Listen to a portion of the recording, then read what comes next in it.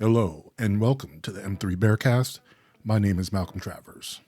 Male Media Mind is a grassroots organization dedicated to uplifting and unifying our community through dialogue, insight, creativity, and knowledge. And on this podcast, I go into greater detail on the issues that I bring up on my live streams on YouTube. Those are usually around communication, community, relationships, spirituality, and mental health. And I gather videos from TikTok, YouTube, and my algorithm usually has a lot of coaches, therapists, content creators talking about these issues. And I have a panel that bullshit tests a lot of these topics.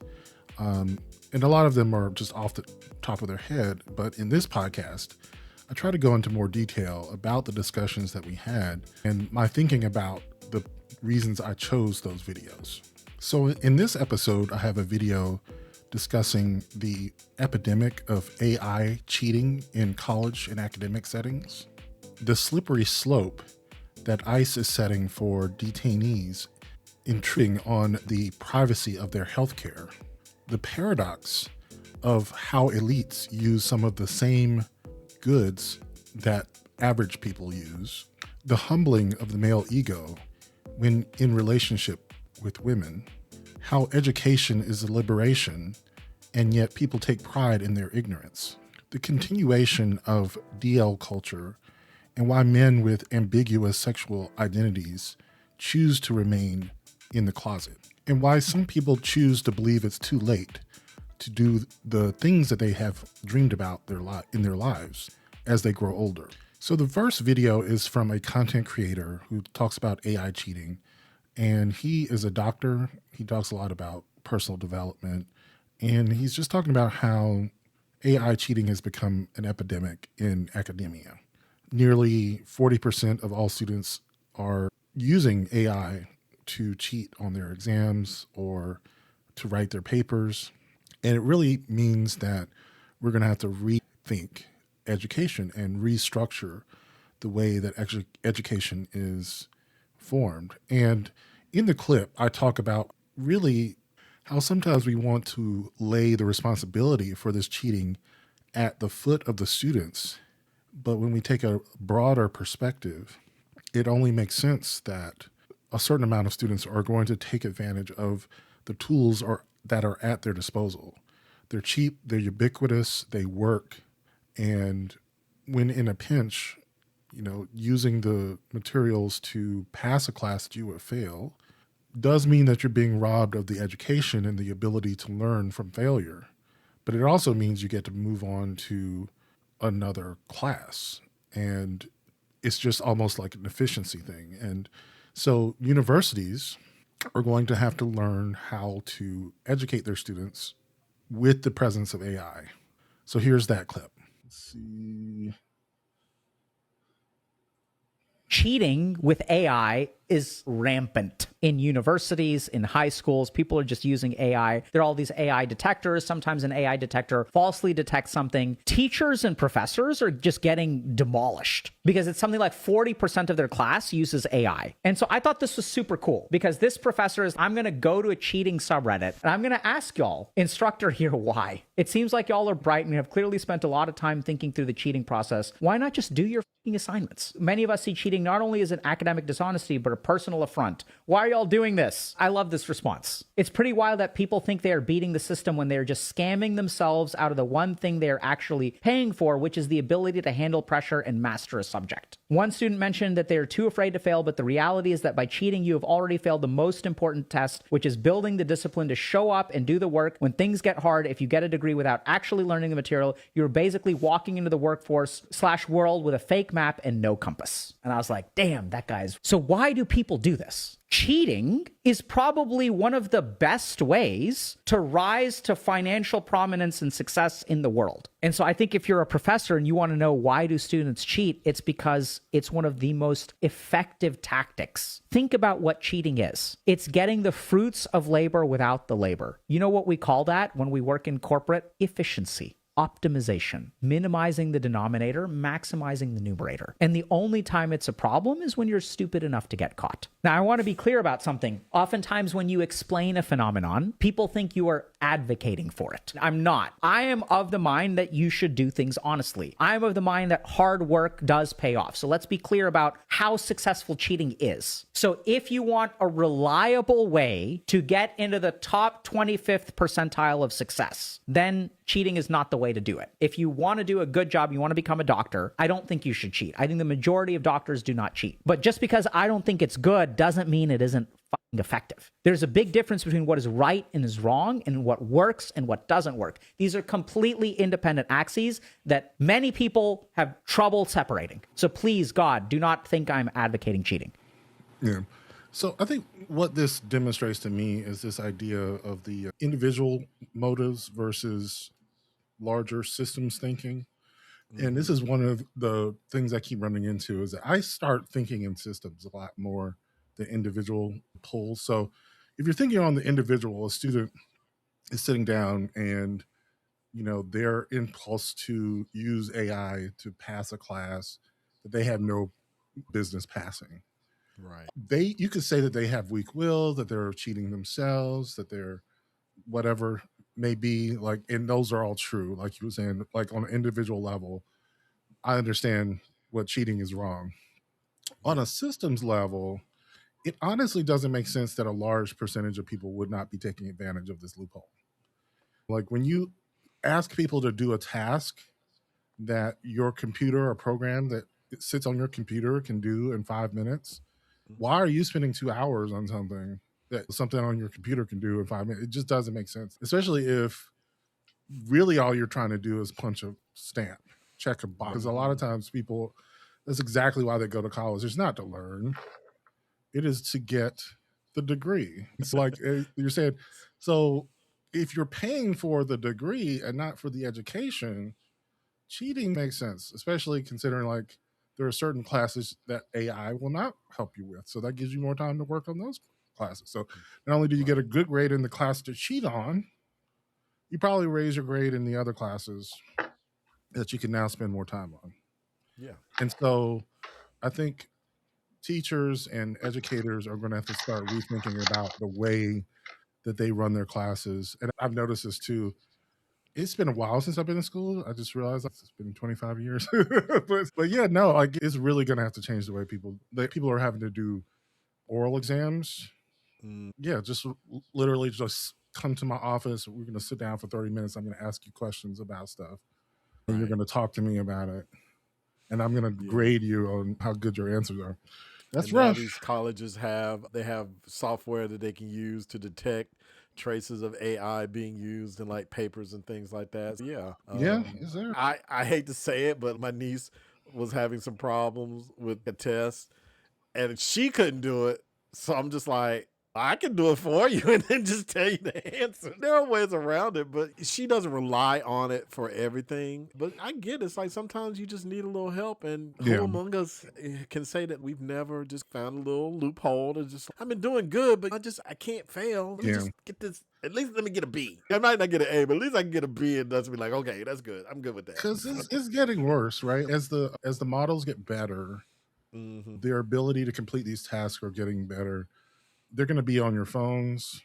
Like I was telling you, the new Samsungs have Google built in, or they basically have the Gemini built into it. And like you can just point your phone at it, or God forbid, your glasses. It could be built into your glasses and it can tell you the answer right to you, like in the classroom. You know what I'm saying? So they're going to have to come up with something else. And it's not, I don't know, it is their fault for cheating, but it is also the fault of the institution for not finding a way around it. It's way too easy. In this clip, it is a doctor who talks about debunking medical myths. But this one, he's actually talking about something that's currently happening due to the crackdown of the Department of Homeland Security, ICE and Border Control, with its rounding up of people who are brown, people who may be in the country illegally and are in custody with federal agents. Now, it should be noted that not everybody who is in custody with federal agents should be in custody. They may not have seen a judge yet. They may be in the country legally, but just haven't been released yet. And so a lot of times, some of these people have health concerns that they have to be taken to the hospital to treat. And they aren't given any privacy. The ICE agents are in the room with the doctor, interacting with the doctor, and they are not allowed the privacy to make difficult decisions about their health care. And that is a really dangerous precedent to set, because at any time, these rights, if they're not being afforded to people in federal custody because of their immigration status, it means that any of us who may be in custody by federal agents for some other reason or suspected of a crime will have no rights to privacy of their medical decisions. And it is an interesting conundrum, to say the least. Here's the video. Never be a federal agent in a medical exam room, but over the past few months while working in the hospital, I've had multiple ICE agents sitting in the room while I talk to my patients. Not outside the hospital, not in the hallway, in the room. My name's Dr. Joel, the Medical Mythbuster, and today let's talk about ICE, hospitals, and why this is becoming a public health issue. Twice in 1 week, I took care of patients transferred from ICE detention centers. In both times, ICE agents stayed in the room, listening, taking notes, even sometimes interjecting. That immediately raised concerns for me about privacy, consent, and the power dynamics at play, especially when language barriers were involved. So I looked into the law, but what I found wasn't clarity. There are clear protections for patient privacy under HIPAA. There are longstanding norms about hospitals being sensitive areas. But what I found is there's far less legal clarity when someone is already in federal custody and being given medical care. And ambiguity is where harm often lies. And unfortunately, this isn't isolated. Over the past few weeks, reporting out of Minnesota has documented ICE agents in hospitals, specifically in patient care areas. Doctors and nurses there are describing an environment where patients are delaying care, rationing medications, or avoiding the hospital altogether to avoid immigration enforcement. That's the moment this stops being a political debate and becomes a public health issue. Hospitals rely on trust. Patients have to be safe enough to feel like they can literally divulge some of the most vulnerable information of their life. When enforcement enters that space, it fundamentally changes that interaction. And it doesn't just impact undocumented patients, it impacts everyone when we start to have to wonder whether care comes with consequences. So when we talk about ICE, we can't just limit conversations to borders or detention centers. We have to ask, what happens when enforcement enters spaces that are meant for healing? What does that do to already eroding trust, to outcomes, to those who feel safe enough to seek care at all? This isn't just about immigration policy. It's about whether healthcare remains a place of care, whether it becomes another site of surveillance. Yeah, I think the interesting part about it is that this is truly one of those slippery slopes that conservatives love to talk about. But like when you get comfortable not caring about whether or not you protect someone's patient confidentiality. So the next video is funny. It's really just making you think about how rich people can buy almost anything, and yet some things they buy are just like the things that we buy. And he's talking about things like toilet tissue, toothpaste, Coke, barbecue sauce. Like some of these items, there may be premium versions of these items. There are really fancy vegan cheesecakes that you can buy at a Whole Foods that cost $20. But there isn't like a super duper vegan toilet tissue. There's the good Charmin. The good Charmin might be used by a billionaire and by a wage worker. It's just interesting how economics of scale sometimes affords the best quality items to the poorest people. Here's that conversation. Do rich people have elite versions of mundane things? Toothpaste, tampons, toilet paper, laundry detergent? Or are Elon Musk and Beyoncé just using Crest and Tampax like the rest of us? I think the answer to this is fascinating because it seems to be no. All of the replies to this, everyone you talk to who has been in the home of somebody with 9-figure net worth will say it's just the same stuff. In that Reddit thread, you saw over and over that billionaires seem to be obsessed with getting their stuff from Costco. And it's funny because when you see billionaires get photographed drinking Coca-Cola, lots of people assume this is staged, that they make sure it's in the photo to make themselves seem like regular, relatable people. But that's really not true, and it says something very interesting about how the economy works. Because obviously, if a nurse or a mechanic says they bought a boat and a billionaire says they bought a boat, they are talking about two radically different things. Likewise, there is liquor that does in fact cost $5,000 a bottle. There are restaurants where it will cost $20,000 for your family to eat there. But if you get on the billionaire's yacht and you go into the bathroom, the toilet paper is just Charmin or whatever. Now, it probably is the good version of it, but they don't have some specific billionaire version of this product. Yeah. Now, to be clear, I do not doubt that somebody out there does manufacture some gold-plated toilet paper or some $300 a can cola. But those products are not better than what the rest of us are using, and the only people who would buy them are doing it as a gimmick, just to show off. There's a famous quote from artist Andy Warhol about this, saying the thing about a Coca-Cola is no one can get a better version of it. The homeless guy on the corner and the President of the United States are drinking the exact same product. And yeah, when Mark Zuckerberg grills, he's using the exact same Sweet Baby Ray's barbecue sauce that I can get at Kroger. The difference, as people in this thread pointed out, is that at that level of wealth, the stuff never runs out. They have a staff, so the toilet paper roll never even gets down to the end. You come in every day and there's just a fresh new roll on there. You have a stack of fresh, clean towels in your bathroom at all times. They're just always there. The sheets on their bed may just be the kind of high-quality set you can get at Pottery Barn or somewhere. But every night they go to bed in a set of fresh, clean sheets that someone else has quietly put on there. Because the real everyday luxury at that level of wealth is time. They may use a lot of the same stuff, but they don't have to devote any time to thinking about it. But that was funny. It was like this Beyonce and Elon Musk use Charmin and Crest. and Tampax. Oh my God. I don't want to think about it. It is really funny though when you think about it. The things that when you really almost have an endless amount of money, you're using the same stuff that we do. For the most part. And yeah. I've seen Teslas, Mercedes, Rolls Royces at Aldi. So yes, they all do the same stuff. Like you said, the rich people actually prefer going to Costco because you can buy a whole bunch. They shop at Bid Locks too, right? Mr. Taylor says Charmin is wonderful.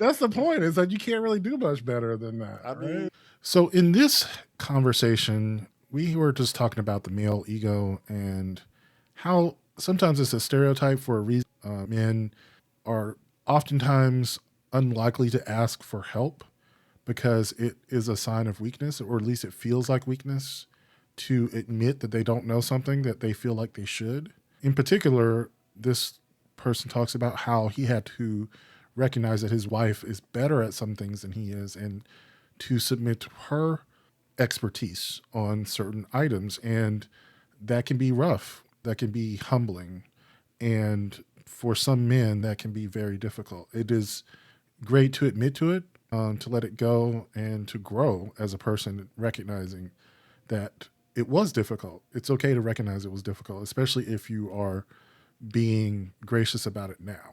Okay, here's the video. It's hard to go from a single man and you're making your own decisions and you're paving your own way and you're thinking about how the movement's going to be and what they're going to look like. And then now you have this other thinking, living, breathing, viable source under the same roof, not just under your roof, joined at the hip. Mm-hmm. Just as motivated as you, just as productive as you, just as accountable as you. Sometimes those ideas are just better than mine. Imagine having to learn and be able to be like, yeah, you're right. That's the hardest hurdle I think I've had to deal with at times, acknowledging that sometimes my wife's idea is just better than mine in the moment. So we have to be able to roll with those adjustments, going to the maturity, going to the adjustments in the phase that we in life right now. It's equally important that we surround ourselves with the word like-minded, some of these new adjustments and sacrifices everybody finna have to make at the house. No, it's funny. I always thought it was funny. My dad fell into this, I don't know, stereotype about men who always get lost. Like we can be on a car trip and we're supposed to be going somewhere, and we can't. This is of course before any kind of GPS or anything. And we used to do a lot of camping up in North Illinois and Wisconsin and stuff.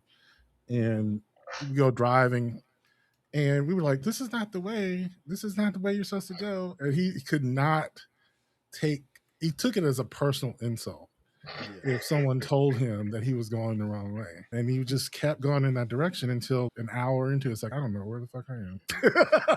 I've been driving since before you was even a Right. thought in my nuts. You think you gonna tell me where I'm going, boy? Yeah, I hate So that. I think the funny thing is we as a family grew to understand that we were going to get lost. And we And kind of prepare for almost, we almost just, you know what? We're going to see something new this time. Every time we see something new, we're going to go somewhere we've never been before, and we're going to get lost.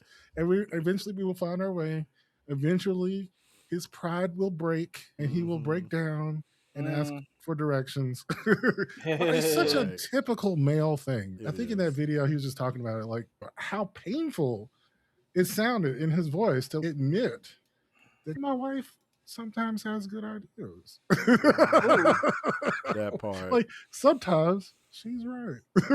That's for some men the hardest thing to do. I don't get it, but I get it. Like it is such a male thing.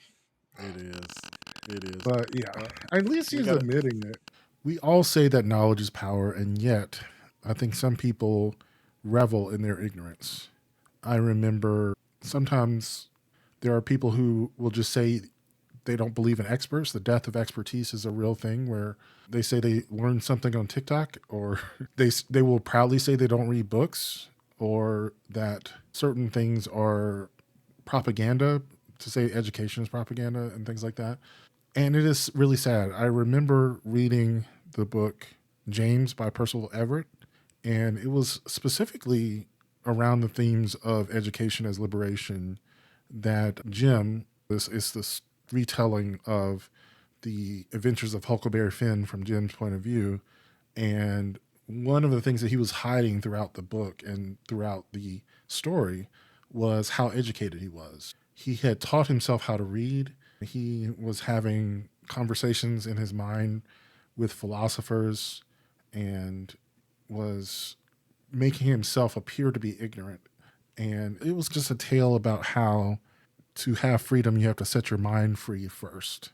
And it is really sad that people are reveling in their ignorance. It truly is a sad thing.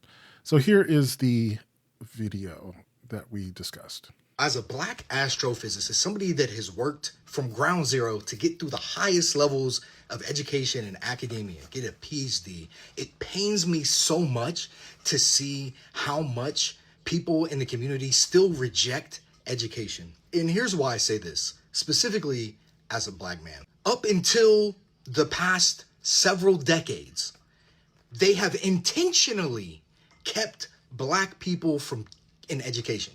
Intentionally.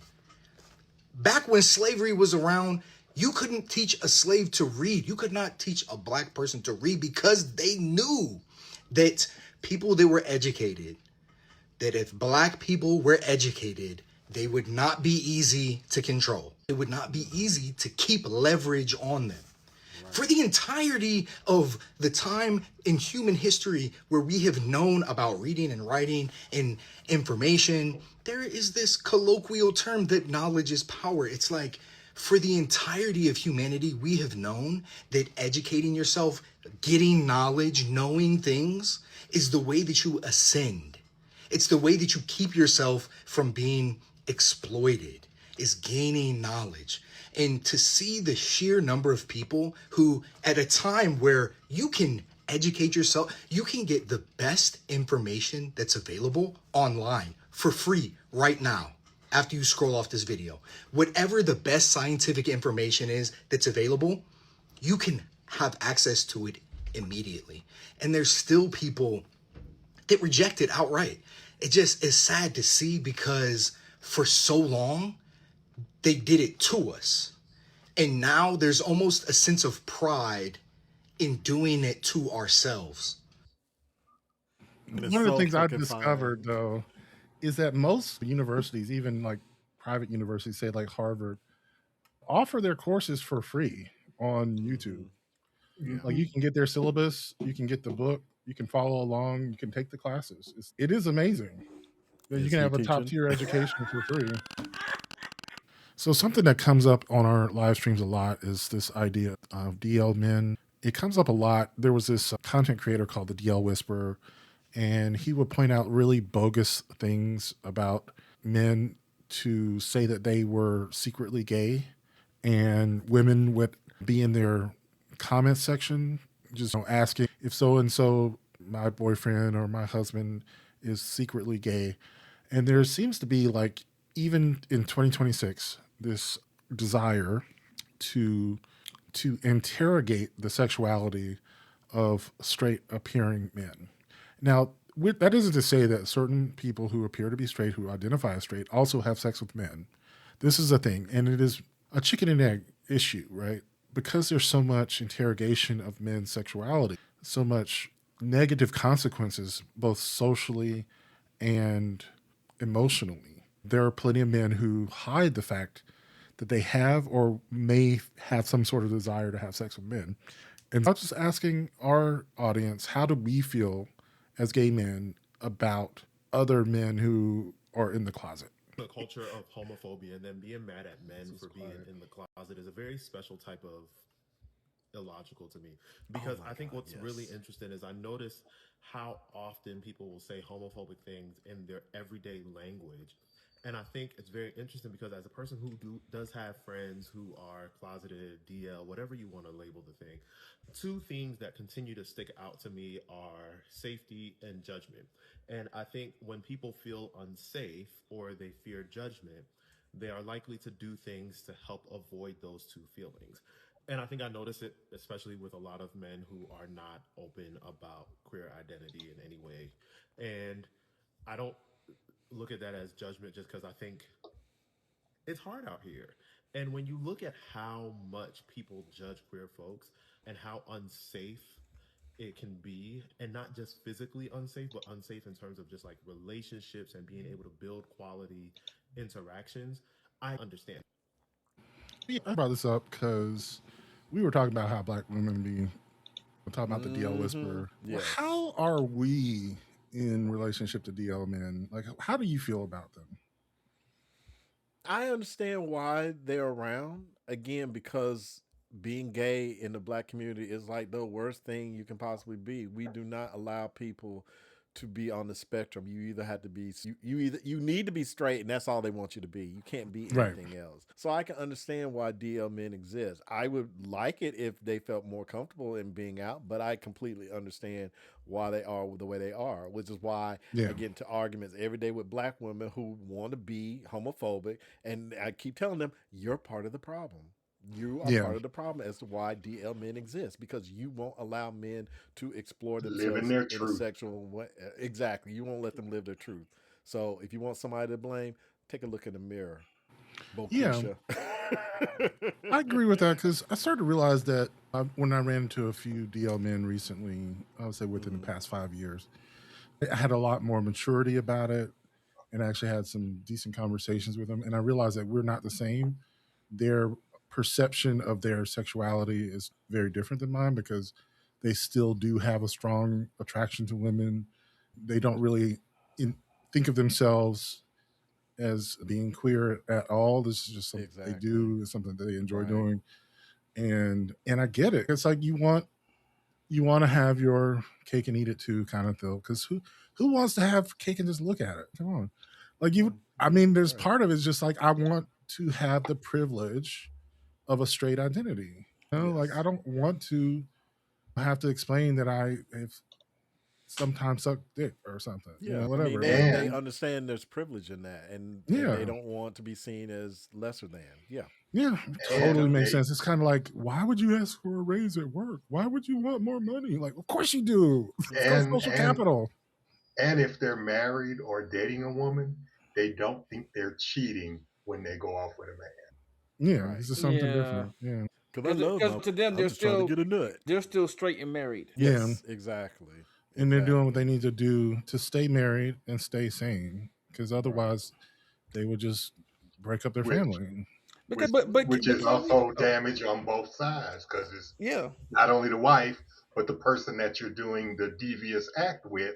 Now they may be starting to catch feelings, but you ain't told them I ain't got no feelings. So Right. now you got, I'm sorry. Yeah, Go that's ahead. the problem part, is that it is possible for you to be open with everyone involved. Like, it's possible, maybe not in this particular instance, that your wife could be okay with you doing something on the side if it keeps their family together. Yeah. They might not be happy about it, but they might acquiesce. Because trust and believe, some of them that still rock with women. Now, if she said, I just want to do some stuff with my girlfriend, oh, he'll be fine with that. He'd be like, yeah, I want to see that. But he will not say, I want the same, because then it's the fear that, like, she's not going to want to have anything to do with him. And again, Black people don't allow bisexuality for men. For women, it's fine. A woman can be bisexual all day long, and everybody's cool with that. The minute the dude say he's bisexual, oh, you gay.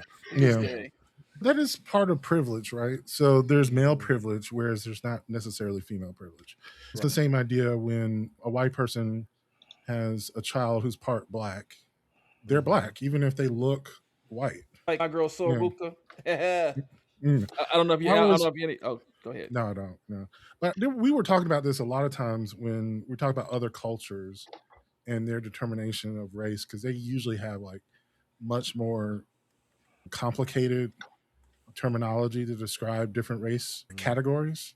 And not only that, their racial categories are not like permanent, if that makes sense. So if you are in like an octoroon is 1/8 Black, you can still be white. Yeah. Even though, and that's mostly like social class and things like that. So a lot of times when people come here from other countries where they still have colorism, they still understand race, they understand that my skin's browner than yours.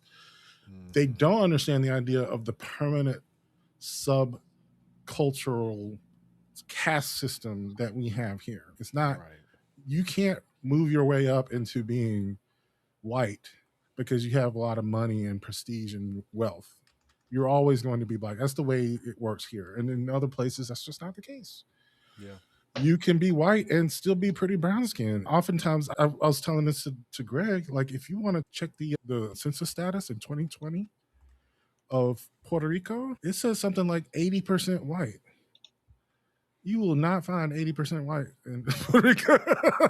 No, you will not find that. You might find 5, 10, maybe 15% white, but it just tells you that 60% of the people with brown skin, when asked, what is your race, mark white on a piece of paper because of whatever the different cultural standards are. And it's not that they're lying, it's just that it's a different context. Our context is fucked up, and we are expecting that other people are going to understand our fucked up system. Yeah. Anyway, just like slavery was something different in the American context, right? Like when people talk about the fact that Africans sold other Africans from other tribes to Europeans, they didn't understand the idea that this person wasn't going to be able to not be a slave someday. They didn't recognize that white people had a whole different concept of slavery. They're just making the most of a political victory because that's what they did. They sold their enemies to the other tribes and stuff like that, not realizing like you're condemning them and all their children in perpetuity forever to a lower class state of being. And my last topic is about things that we may feel are too late for us as we age. A lot of my audience and my panelists are in their 50s. I'm 45. I'm getting into the older middle age. It's something to think about, things that you have desired to do all your life. Do you feel like now is now or never, or are things getting too late? Or are you giving up on certain dreams even though you really still want to do them? And is this some sort of coping mechanism to make yourself feel better, even though ultimately it's not too late? So here is a video from a therapist who works with gay men, and he was specifically talking about why it's not too late. Gays, let's talk about thinking that it's too late because it's quietly wrecking your chance at a real life. I'm Brian, a gay therapist working with gay men. A lot of you are living like the door already closed and it's too late to find love. It's too late to change your body or your habits or your health. It's too late to start over. It's too late to be chosen. It's too late to want more than just living in survival. And for some reason, you're not arguing with that story. You're just obeying it. You date people who almost meet you. You stay in situations that are fine, but actually dead. You call resignation a kind of maturity. You're confusing giving up with being realistic. So let me be clear here. It's too late is not wisdom. It's a trauma-aligned excuse, and it's living in your nervous system. It's what happens when your nervous system is exhausted from years of loss, of delay, and pretending you didn't want what you absolutely wanted. So you're making a deal with yourself. If I convince myself that the story is over, I won't risk being disappointed ever again. And that belief absolutely does protect you. It also robs you. Because when you decide it's too late, you stop showing up fully. You stop asking for what you want. You stop tolerating the discomfort required for real change. You built an entire life around avoidance, and you call it peace, or you call it Zen. Meanwhile, time is passing by, and that's painful. So here's your next right action. Catch yourself the next time you say it's too late. Hear what you're actually saying. You're saying, I'm scared to hope again. And don't shame yourself, but don't let that thought ruin your life either. Your life is not over. It's not too late, but you may have stopped participating. So if this sounds like you, let me know what you think in the comments. So, is there anything you think it's too late to do in your life thus far? Have children. I thought about that too, yeah. The funny thing is, my dad was 50 when I was born, so Wow. yeah, no. Yeah, I'm good. I'm good. I'm not gonna dismiss it. It's not something that I'm looking for, but if it happens or if the opportunity presents itself, I'm not gonna shy away from it. Yeah. Is there anything that you feel like is on a ticking clock? Time's running out. Travel. I really would like to go abroad and do more traveling before you get to that age where it's everything hurts and you don't want to do a whole lot of walking and all this kind of stuff. Yeah. I do want to do a little bit more traveling before that ain't gonna stop me. If I want to see it, put me in a damn wheelchair and wheel me around. You'd be surprised at the technology. Like in 20 years, they're gonna have like jetpacks. You're gonna be flying around. That's true. You can be fucking Xavier floating wheelchairs. Believe it or not, I did actually see a wheelchair that you can stand up in. So it has bionic legs. It'll move your legs for you. And I would say for me, I just don't have enough finances to do what I want. Yeah. So that would be my only crutch is the finances and then balancing with the time to do it. It's real though. I think it's getting real with yourself about what it is, and saying it's too late is just an excuse. Yeah, it's an excuse. And comfort over conviction is real. It's hard out here. Shit. And news. And that'll do it for our 95th episode of the M3 Bearcast. If you have made it this far, you should consider becoming a patron. Go to patreon.com/MaleMediaMind. There, for $5 a month, you can get access to our after shows for our live streams, our Telegram groups, our book club. We're always looking for new ways to thank our patrons. If you just want to support us for free, consider finding us on social media. Go to youtube.com/MaleMediaMind2 or Male Media Mind on Facebook or Instagram. Share our posts, comment, engage. It always helps the algorithm. And again, thank you for listening, and I will catch you in the next episode. Peace.